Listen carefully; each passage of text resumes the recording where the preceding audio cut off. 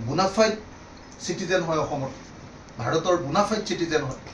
তেওঁলোক legal citizen হয় এতিয়াও অসমৰ মুখ্যমন্ত্ৰীয়ে লখিমপুৰৰ মানুহবিলাকক কৈ আছে যে তেওঁলোক বাংলাদেশী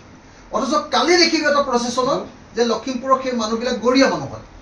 অসমৰ খিলঞ্জীয়া গৰীয়া মানুহ মুছলমান কিন্তু অসমৰ খিলঞ্জীয়া গৰীয়া হয় সেইদিনা ধুবুৰীত য'ত মানে উচ্ছেদ কৰিছে তাৰ মানুহবিলাক দেশী মানে কোন অসমৰ মুখ্যমন্ত্ৰীয়ে নিজে বিজেপি চৰকাৰে তেওঁলোকক খিলঞ্জীয়া বুলি চাৰ্টিফিকেট দিছে দেশী মুছলমানক উচ্ছেদ আৰু তাৰ পাছত উজনি অসমৰ মানুহক কৈ আছে আমাৰ সাধাৰণ অসমীয়া জাতিৰ মানুহক কৈ আছে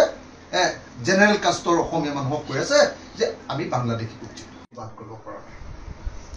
উচ্ছেদ কৰা অঞ্চললৈ আমি যাবলৈকে ভয় কৰোঁ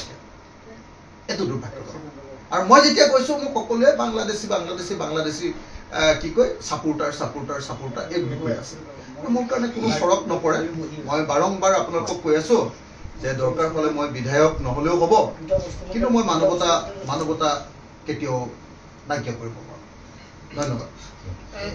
এতিয়ালৈ মই আকৌ উচ্ছেদ বন্ধ কৰিবৰ কাৰণে তাৎক্ষণিকভাৱে গোৱালপাৰাৰ পাইকানৰ উচ্ছেদ বন্ধ কৰিবৰ কাৰণে অসমৰ মুখ্যমন্ত্ৰীক মই দাবী জনাইছোঁ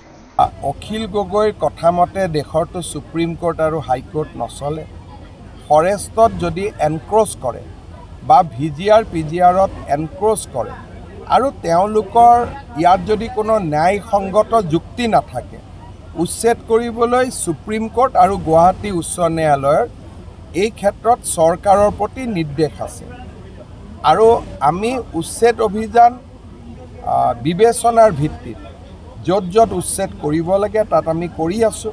আৰু অখিল গগৈ ডাঙৰীয়াৰ কথা শুনাৰ মোৰ অভ্যাসো নাই